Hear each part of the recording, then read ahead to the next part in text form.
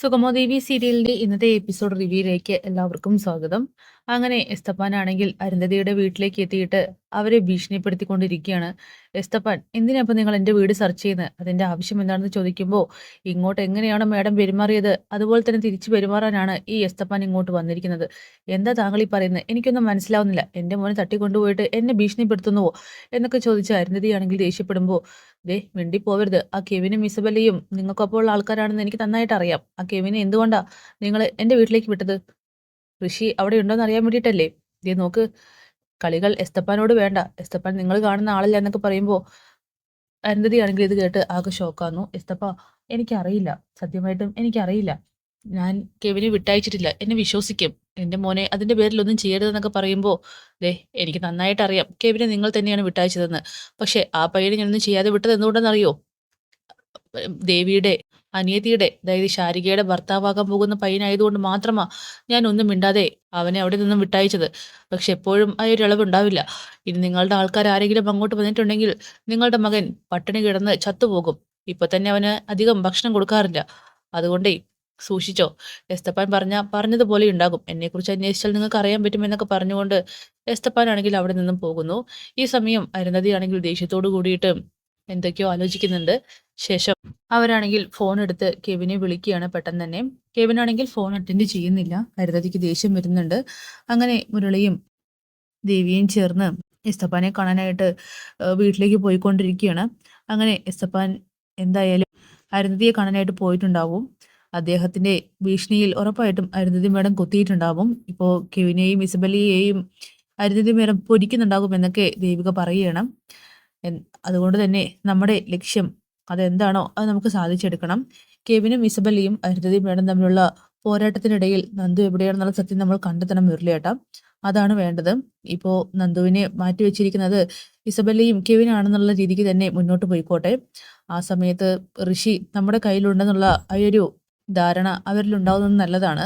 എന്തുകൊണ്ടും നമ്മൾ നന്ദുവിന്റെ അടുത്തേക്ക് എത്തിക്കൊണ്ടിരിക്കുകയാണെന്നൊക്കെ പറയുമ്പോൾ ഇത് കേട്ട് മുരളിയും പറയുന്നുണ്ട്, എനിക്കും അങ്ങനെയൊക്കെ തന്നെയാണ് തോന്നുന്നത്. പക്ഷെ ഇത് റിസ്ക് എടുക്കുന്ന ഒരു കളി തന്നെയാണെന്നൊക്കെ പറയുകയാണ്.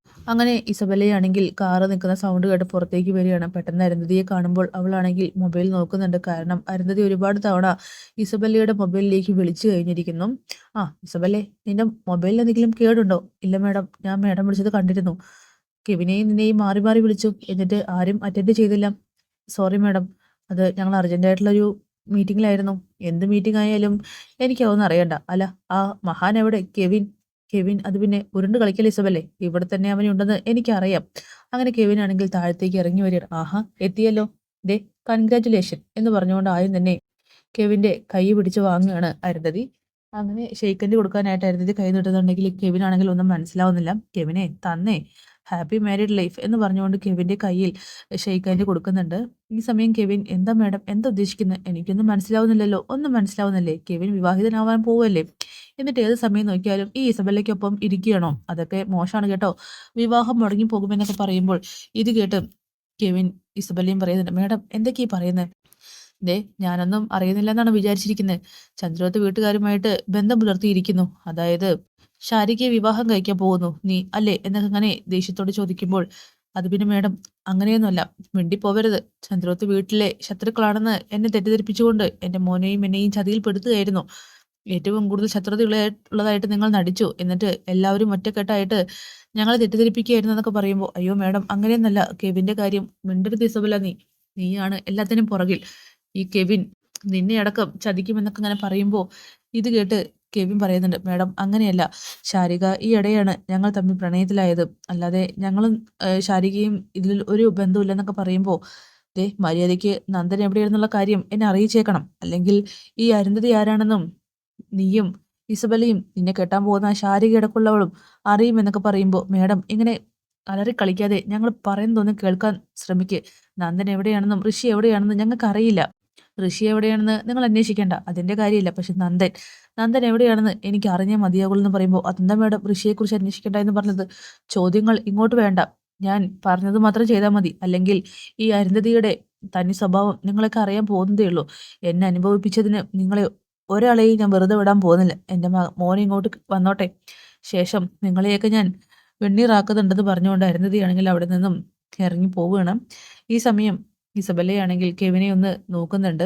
എല്ലാം നീ കാരണം കൊണ്ടാണെന്നൊക്കെ പറഞ്ഞ് അവള് ദേഷ്യപ്പെടുകയാണ്. അങ്ങനെ ദേവിയാണെങ്കിൽ എസ്തപ്പാന്റെ അടുത്തേക്ക് എത്തുന്നുണ്ട്. എസ്തപ്പാനാണെങ്കിൽ ദേവിയെ കാണുമ്പോൾ തന്നെ ആ മോളെത്തിയോ, ദേ ഞാൻ അങ്ങോട്ട് പോയിട്ടുണ്ട് കേട്ടോ. എന്തായി എസ്തപ്പാൻ ചേട്ടാ കാര്യങ്ങളൊക്കെ? എന്തു പറയാനാ, ആ അരുന്ധതി നടുങ്ങി വിറച്ചിട്ടുണ്ട്. ഇപ്പൊ തന്നെ കെവിനെ ചുട്ടുപൊരിക്കാനായിട്ട് പോയിട്ടുണ്ടാകും. ആ അത് മതി, എന്തായാലും അവർ തമ്മിലുള്ള പോർവിളി നടക്കട്ടെ, അതിനുശേഷം നമുക്ക് കാര്യങ്ങൾ മുന്നോട്ട് കൊണ്ടുപോകാമെന്നൊക്കെ എസ്തപ്പാനോട് ദേവിക പറയുന്നു. എന്തായാലും എസ്തപ്പാൻ ചേട്ടന്റെ ബാക്ക്ഗ്രൗണ്ട് അറിഞ്ഞതുകൊണ്ട് തന്നെ അരുന്ധതി മേഡം അധികമൊന്നും കളിക്കാൻ പോകില്ല എന്നൊക്കെ ദേവിക പറയണം. സത്യം പറഞ്ഞ മോളെ, ഞാനും ഈ അഭിനയത്തിൽ ആകെ സ്തംഭിച്ചു നിൽക്കുകയാണ്. കാരണം ഋഷി സത്യത്തിൽ നമുക്കൊപ്പം തന്നെ ഉണ്ടോയെന്ന് എനിക്ക് ഇടയ്ക്ക് ഫീൽ ചെയ്യാറുണ്ടെന്നൊക്കെ ദേവികയോട് എസ്തപ്പാൻ പറയുന്നു. അങ്ങനെ നന്ദനാണെങ്കിൽ അവിടെയുള്ള ഗുണ്ടകളോടൊക്കെ പ്രശ്നം ഉണ്ടാക്കുമ്പോൾ പ്രകാശ് അങ്ങോട്ട് വരുന്നുണ്ട്. എന്താ നന്ദൻ, ഇവിടെയുള്ള ആൾക്കാരൊക്കെ നിന്നോട് ഇത്തിരിയെങ്കിലും കരുണ കാണിക്കുന്നത് അത് ഞാൻ കാരണം കൊണ്ടാണ്. അത് മുതലെടുക്കാൻ നോക്കേണ്ട, ഇവന്മാരൊക്കെ വിട്ട കേസുകളാ, ഭയങ്കര സാധനങ്ങളാ, നിന്നെ അങ്ങ് തീർത്ത് കളയുമെന്നൊക്കെ പറയുമ്പോൾ എനിക്കൊന്നും പേടിയില്ല പ്രകാശ്. ദേ നിന്റെ അവസ്ഥ എനിക്ക് മനസ്സിലാവുന്നുണ്ട് പ്രകാശ്, ഈ നാടകം ഒന്ന് നിർത്തി എന്നെ ഒന്ന് പുറത്ത് വിട്.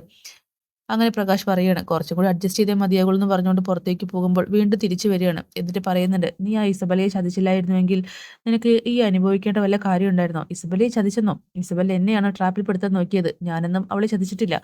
ഇല്ല, നീ അവളെ പ്രണയം നടിച്ച് ചതിച്ചില്ലടാ എന്ന് ചോദിക്കുകയാണ്. ഒരിക്കലുമില്ല, ദേവിക മാത്രമാണ് എൻ്റെ മനസ്സിലും എൻ്റെ പെണ്ണും. അവളെ മറന്ന് ഒരിക്കലും മറ്റൊരു പെണ്ണിനെ ഞാൻ സ്നേഹിക്കില്ല. അങ്ങനെ സ്നേഹിക്കുകയാണെങ്കിലും അതൊക്കെ താൽക്കാലികമായിട്ടുള്ള സുഖവും സന്തോഷവും മാത്രമേ തരത്തുള്ളൂ എന്ന് എനിക്ക് നല്ല ബോധ്യമുണ്ട്. എൻ്റെ ദേവിയെ മറന്ന ഒരു ജീവിതം എനിക്കില്ലെന്ന് പറയുമ്പോൾ, ഓ അങ്ങനെയാണോ? എങ്കിൽ പിന്നെ ഒരു കാര്യം കൂടി പറയാതിരിക്കാൻ വയ്യ. ദേവിക ശരിക്കും ഭാഗ്യവതിയാണെന്ന് പറഞ്ഞുകൊണ്ട് അവിടെ നിന്നും പ്രകാശ് പോകുന്നു. ഈ സമയം നന്ദനാണെങ്കിൽ ദേവിയുമായിട്ടുള്ള നല്ല നല്ല നിമിഷങ്ങളെക്കുറിച്ചൊക്കെ തന്നെ ഓർത്തെടുക്കുകയാണ്. എന്നിട്ട് അവൻ ആകെ വിഷമിക്കുന്നുണ്ട്.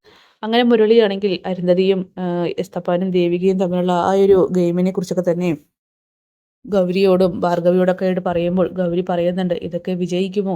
മാത്രമല്ല വളരെ തീക്കളിയാണിത്. ഒരുപക്ഷെ ഋഷിക്ക് എന്തെങ്കിലും സംഭവിക്കുകയാണെങ്കിൽ അവസാനം എല്ലാ കുറ്റവും ദേവികയുടെ തലയിൽ വന്ന് വീഴുമെന്നൊക്കെ പറയുമ്പോൾ നീ പറഞ്ഞതിലും കാര്യമുണ്ട്. പക്ഷേ ഇതിങ്ങനെ മുന്നോട്ട് പോയാലേ കാര്യമുള്ളൂ, അല്ലെങ്കിൽ നമുക്ക് നന്ദനെ കണ്ടെത്താൻ കഴിയില്ല എന്നൊക്കെ മുരളി പറയുന്നു. അതിനിടയിൽ ഭാർഗവിയാണെങ്കിൽ ദേവികയെയും എസ്തപ്പാനെയും കുറ്റപ്പെടുത്തുന്നുണ്ട്. ഒരുപക്ഷെ വീണ്ടും ഒരു നാടകമായിരിക്കുമോ എന്നൊക്കെ. അങ്ങനെയൊന്നും അല്ല അമ്മേ എന്നിങ്ങനെ മുരളി തിരുത്തി കൊടുക്കുന്നു. അങ്ങനെ പ്രഭാവതിയെ കാര്യങ്ങളൊക്കെ പറഞ്ഞ് ബോധ്യപ്പെടുത്തുകയാണ് ദേവിക. ഇനിയൊരു യുദ്ധത്തിന്റെ ആവശ്യമുണ്ടോ എന്നിങ്ങനെ പ്രഭാവതി ചോദിക്കുമ്പോൾ, നമ്മളെ ഇത്രയും വട്ടം കറക്കിയില്ല അമ്മേ, ആ ഇസബലയും കെവിനും അരുന്ധതി മേഡമൊക്കെ ചേർന്നിട്ട് മരിക്കാത്ത ഋഷിയെ മരിച്ചെന്ന് പറഞ്ഞ് നമ്മൾ എത്ര തീ തിരിപ്പിച്ചു. അവർ അതുപോലെ തിരിച്ചടി അവർക്ക് കൊടുക്കേണ്ടേ? ഒരു യുദ്ധം തന്നെയാണെന്ന് അമ്മ വിചാരിച്ചു എന്ന് പറയുമ്പോൾ, യുദ്ധമോ എന്തോ എന്തോ നടക്കട്ടെ, പക്ഷെ എനിക്ക് എൻ്റെ മോനെ കിട്ടണമെന്നിങ്ങനെ പ്രഭാവതി പറയുന്നു. അമ്മ പേടിക്കാതെ ഇരിക്കെ, നന്ദുവിനെ ഉറപ്പായിട്ടും എത്രയും പെട്ടെന്ന് കൊണ്ടും തരും, അല്ലാതെ എനിക്ക് പെട്ടെന്ന് പറയാനില്ലെന്ന് പറഞ്ഞുകൊണ്ട് സിദ്ധാർത്ഥനോട് യാത്ര പറഞ്ഞ് ദേവിക അവിടെ നിന്നും ഇറങ്ങി പോവുകയാണ്. അങ്ങനെ സിദ്ധാർത്ഥൻ പറയുന്നുണ്ട്, ദേവിക മോൾ എപ്പോഴും വിമർശിക്കാതെ അവൾ ചെയ്യുന്ന പ്രവൃത്തികളെ എഫേർട്ട് എടുത്തതിനെ നീ എന്തായാലും ബഹുമാനിച്ചേ മതിയാകുള്ളൂ എന്നൊക്കെ പ്രഭാവതിയോട് പറയുമ്പോൾ, ഞാനിനി എങ്ങനെ പെരുമാറണം എന്ത് ചെയ്യണമെന്നൊന്നും എനിക്കറിയില്ല സിദ്ധു. ദേ ഒരു കാര്യം കൂടി ഞാൻ നിന്നെ പറഞ്ഞ് മനസ്സിലാക്കാം. ദേവിക മോൾ ഷാഡോ പോലീസിനെ വെച്ചിട്ടുണ്ടല്ലോ, അവർ എസ്തപ്പാന്റെ വീട്ടിൽ നിന്ന് നന്ദനെ കൊണ്ടുപോയ വാഹനത്തിന്റെ നമ്പർ കണ്ടുപിടിച്ചു കഴിഞ്ഞെന്ന് പറയുമ്പോൾ അത് ആരുടേതാണെന്ന് ചോദിക്കുന്നു. മറ്റൊന്നും ചോദിക്കണ്ട, ഞാൻ പറഞ്ഞത് മനസ്സിലാക്കിയാൽ മാത്രം മതി. നന്ദന്റെ അടുത്തേക്ക് നമ്മൾ എത്താനായെന്നൊക്കെ പ്രഭാവതിയോട് സിദ്ധാർത്ഥൻ പറയുകയാണ്. അപ്പം അതൊക്കെ കാണിച്ചുകൊണ്ടാണ് എപ്പിസോഡ് അവസാനിക്കുന്നത്. കാത്തിരിക്കാം നാളത്തെ കിടിലൻ എപ്പിസോഡിനായിട്ട്. ബൈ.